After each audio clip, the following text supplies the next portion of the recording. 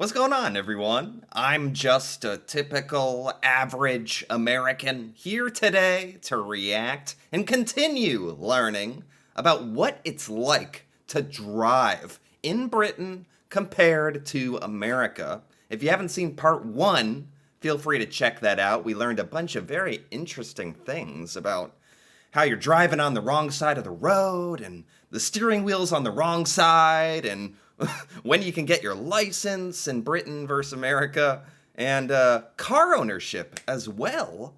How much Americans own cars and how much more time we spend in cars. We're just out here spending our whole life in our cars, apparently, especially compared to Britain. It's a bit morbid, a bit macabre, but macabre or not, I'm very excited today to pick up where we left off and to learn a couple more interesting things about the differences between driving in America and Britain. A lot more differences than I imagined, besides just what side of the road you're on. So it's been quite interesting. So with that in mind, let's take a look. Sizing up. Sizing up? What, do Americans drive gigantic cars as well? Well, I know the answer to this, and yes, we do. Haha. It's official. There are no two ways about this. American cars, and you can quote me on this, American cars are approximately massive. For once, I don't really have any statistics to back this up. It's observational fact. In the US, you have chunky SUVs, massive 4x4 trucks, and those big family vans that hold up to 287 children. Yeah. Yeah. There's a joke about that in the United States. When you become a soccer mom or a football mom, it means you have a bunch of children later in life and you have to pick up their friends and take them to football practice, so you need a minivan. It's a part of life in America. You grow up, you have a family, and you have to buy a minivan. It's just the rules. I don't make the rules. But also, anecdotally, in places I've lived, it does seem like many Americans have to own a truck. A giant truck. Gigantic. And it's kind of funny because most of the time, I know a lot of people who own trucks, and, you know, the truck has the bed in the back where you can put a bunch of stuff, but that's not why they bought the truck. They're not hauling stuff around. They're not taking their lumber or furniture around town. Like, there's never anything in the back of the truck. It's just to have the truck. It's a statement. Kind of like, wearing your favorite shirt or something, jewelry. Trucks in America. Trucks, I tell you. Or Jeeps or SUVs, and this is definitely true. In Britain, you have the hatchback. All that to say that cars are just smaller in the United Kingdom. I mean, most things are, right? The roads are smaller, so we have smaller cars, and we have fewer people using them in general. Oh, the roads are smaller? Are the roads actually smaller in Britain? I didn't know that. Like narrower? So a lot of Americans, if they were teleported there, physically couldn't even get their massive truck around town. Or you'd have like an inch of clearance. That's kind of scary. Yeah, those 4x4 trucks that Marty covets in Back to the Future and eventually gets are fairly common here. You've probably seen them. They're usually owned by people who think they own the roads. If you've ever seen those country roads in the United Kingdom, I think half of American cars wouldn't be able to fit. They'd have to cut through the fields and potentially kill hundreds of cows. Yeah. You know. Now I got it. I should have let him finish this joke about killing cows. Half of American cars wouldn't be able to fit. They'd have to cut through the fields and potentially kill hundreds of cows, bringing it back to South Dakota. Of course, they're less... Side note, the one benefit is, hey, when you're an American and that day comes where you gotta move or you want to buy a new couch and take it home or something, you're gonna have a friend who has a truck.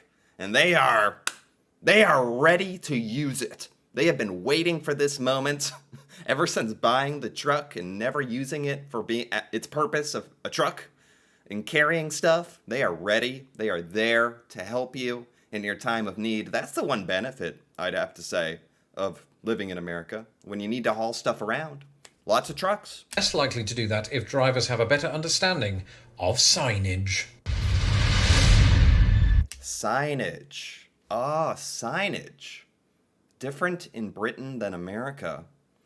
That could actually be sort of dangerous. I was talking about in part one how I have a deep seated fear of if I were driving around Britain on the left hand side of the road, my instinct of driving on the right hand side of the road for my entire life up until that point would kick in and I just spaz out and not know what to do and just drive down the center, I guess. I wouldn't know what to do. I feel like that's a danger, and this is a real danger. Americans out there driving around in Britain, and there's signs that are probably different. Is it like mile per hour signs, or I would assume all stop signs are the same. I'm actually very curious. There's a big difference when it comes to road signs, and that's partly because in Britain we conform largely to European standards and Americans, weirdly, don't. I'm being stupid on purpose, just enjoy it. But that's why British signs around the country are very similar to what you might find in, say, France or Germany and the like, except, without kilometres. We have miles, despite being metric. I didn't know that. Wait, I didn't know that. Wait. Britain uses miles? Thank you. Thank you. Thank you for being a part of that. I feel like we've bonded a bit more. Britain and America both using miles? That's interesting. I wonder why that is. Yeah, this doesn't surprise me. Europeans all using the same kind of standardized road signs. And America out here using the imperial system, inches, feet, yards, a stone's throw. Actually, not really.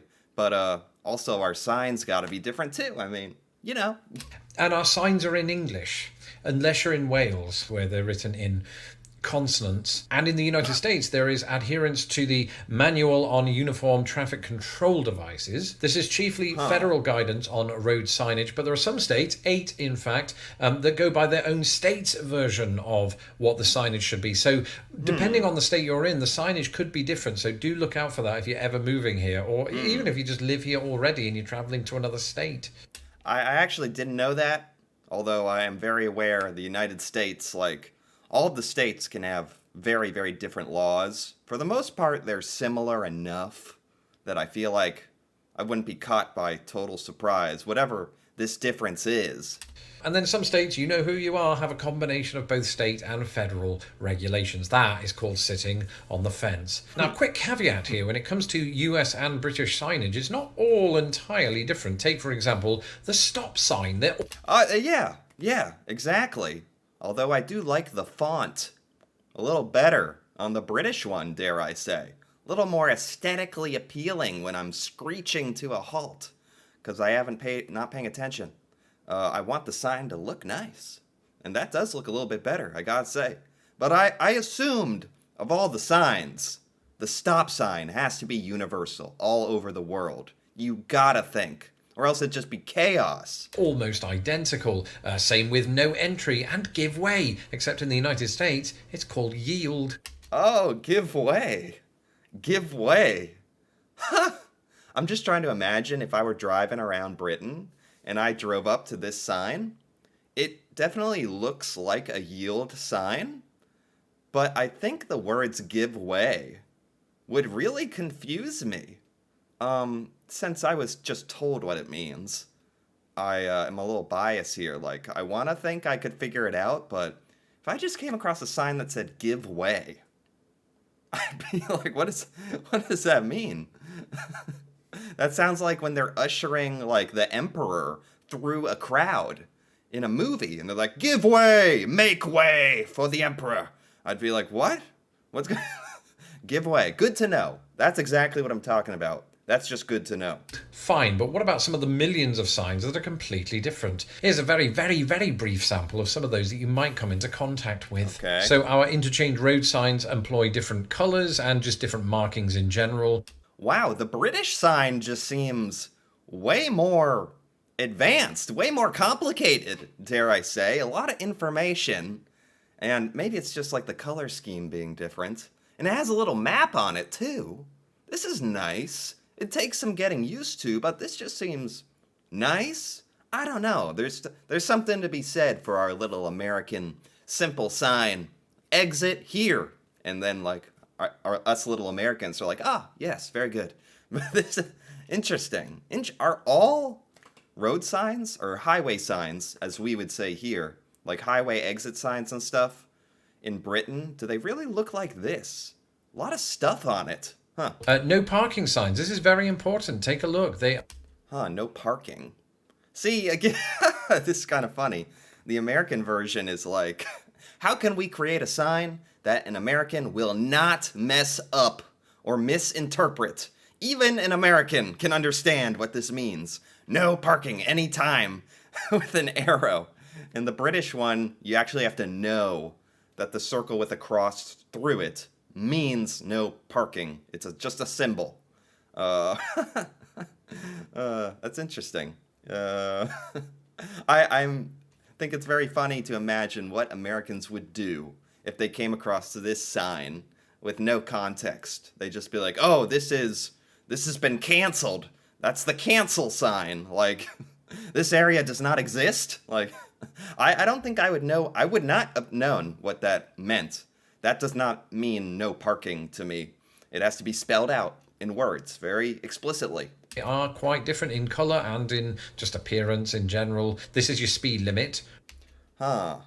Okay. I feel like I've even seen signs like this before, although again, it is funny.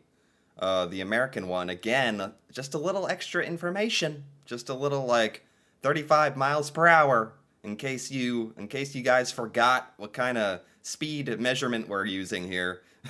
And the British one just is a number, but I think I could figure that out. Right here compared to the United States. And not only do train crossing signs differ from country to country, but in the United States, they usually use the word railroad crossing and the sign looks... I like the British one. It's got a little picture. A little picture of a train on it. It's kind of nice. It's kind of fun. The British one is much more fun. The American one, you kind of get your eyes crossed, kind of looking at that thing, built on a literal X. I think I like the British one.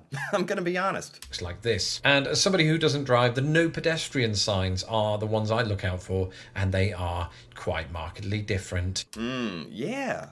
Seems like in Britain, the government has decided to give the population the benefit of the doubt that the people of Britain can indeed memorize symbols and pictures and know what that means. And in America, we have widely accepted that we need the literal law written on the sign itself, or somebody out here is gonna misinterpret or misunderstand. So once again, we literally, no pedestrians written in text. It's true. I've gotten used to it. It's probably helped me in all honesty. But I like the British ones. They're like much more aesthetically pleasing in a way. There are some funny ones too. Tanks allowed. That's true in both the United Kingdom, in parts of the United Kingdom, and in Pennsylvania. Basically, there's an absolute plethora of signage differences. I only scratched the surface there. But getting all of them into this video would have been an uphill struggle. I only said that so I could get that sign in there. And actually, while we're on the subject... Is this really the sign? I mean, you never see a sign in America that just says hill. So, I just want to know if this is a joke or not. Or is there really a sign in Britain that gives you the percentage of the increase of the slope?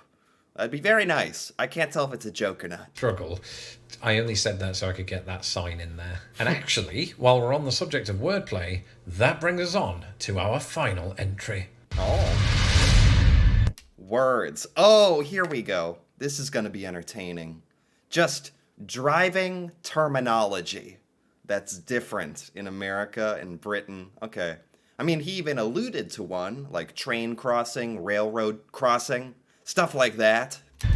There are a staggering number of terminological differences to do with automobiles between the United States and the United Kingdom. Okay. This is partially because, of course, both countries devise their rules and regulations around the roads independently of each other. But, and this is by no means an exhaust... list. Here are the key differences. Okay. All right, in British English you have bonnet, in American English you have hood, you have boot instead of trunk. Whoa. I was not expecting, like, stuff this fundamental to be different? Hold up. Hold up. Boot? Hold up. All right, in British English you have bonnet, in American English you have hood. Bonnet and hood. And this stuff is like, couldn't be more different.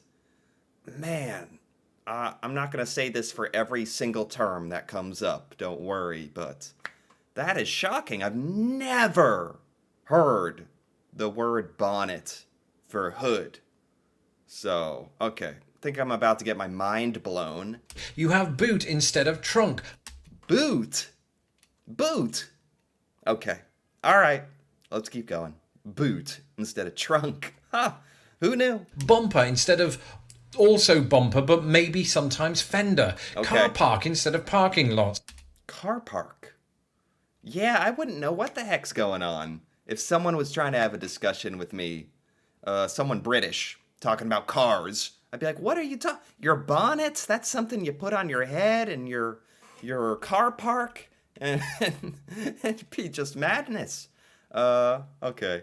Parking lot, car park. Central reserve instead of median. Crossroads instead of four-way stop. Curve instead of bend. Driving license instead of driver's license. Dual carriageway instead of divided highway. Dual carriageway? That just sounds British. Dual carriageway. I did not sound British there. Dual carriageway. Bad attempt at an accent, but divided highway, freeway. Dual carriage for car, like we're back in the 1800s. Okay. Or freeway. Gear stick instead of gear shift or shifter. Give way instead of yield. Indicator instead of turn signal or blinker. Lorry or truck, whereas in the US it's usually just truck. Lorry. Is lorry actually used a lot? For truck. Lorry. Okay, it sounds like a name. Someone's name. Like, is Lorry coming or something, you know? The generalized British term motorway can encompass anything from expressway to highway to... Motorway. I've heard that before. I think that might be the one term on here I've ever heard of. Motorway. Not highway. Motorway. Right. interstate to freeway. You've got motorway services area or simply... Right, we have a lot of words for motorway. From expressway to highway to interstate to freeway. I think by far the most commonly used word in America is highway. Some people say interstate. No, highway. Highway is far superior. You've got motorway services area or simply services, which equates in the United States to rest area or rest stop or travel plaza. You have pavement versus sidewalk, petrol cap versus gas cap, petrol station versus gas station, roundabout versus also roundabout but maybe rotary or traffic circle. Oh, I've never heard of rotary or traffic circle. Roundabout. That, go figure, the one thing that's similar. And we don't have many roundabouts in America at all. When Americans come across a roundabout, it's chaos. It is fear. It is, do I remember what this thing is? For some Americans, it's, I've never seen this thing in my life. I'm going to go a different direction. Roundabouts. You have windscreen instead of windshield and zebra crossing instead of crosswalk. What? Zebra crossing? Zebra crossing. Zebra crossing. Cause it looks like a zebra? Like stripes? Is that what that means? This almost sounded like a joke to me because it was such a random animal to put into a driving term. But maybe it makes sense. Zebra crossing is because of the stripes. Crosswalk, excuse me. And with that, we've hit the red light on this video. That was a reference to the stoplight on traffic lights, not the dodgy area of Amsterdam. There's plenty more to say on this subject, and I dare say I will do so in the future. Meanwhile, let me know in the comments what your favourite difference is, or what stumbled you most while driving in the other country. If you haven't had a chance to do so yet, bloody subscribe so that... Okay, that is it. I enjoyed that. I thought that was a great video. That was by Lost in the Pond. Fantastic YouTuber. And I gotta give this a like, because I liked that a lot. I cannot believe there are so many differences between driving in America and Britain, you know, once you get into like the terminology, that's where like Pandora's box opens and there's like 100 words that could be different. That's why I felt like there were so many differences. But there's also like, besides just words being different, a lot of laws and rules different, a lot of just the sheer amount that cars are used in America. Like cars are a big, big part of American culture, American life. People get very, very attached to their cars in America. Their trucks, their cars, their SUV. You spend a lot of time in it. You know, got to get cozy in there. So yeah, I found this video to be very enlightening, entertaining, educational, dare I say. If I ever wind up driving around Britain, I may just survive after hearing all this. So that's good. Anyway, if you enjoyed this video, if you enjoyed this reaction, feel free to give it a like or leave a comment. And if you're interested in more videos like this, me reacting to British culture, stuff in Britain I have never seen or learned before, feel free to subscribe for more. And until then, thanks for watching, and see you next time.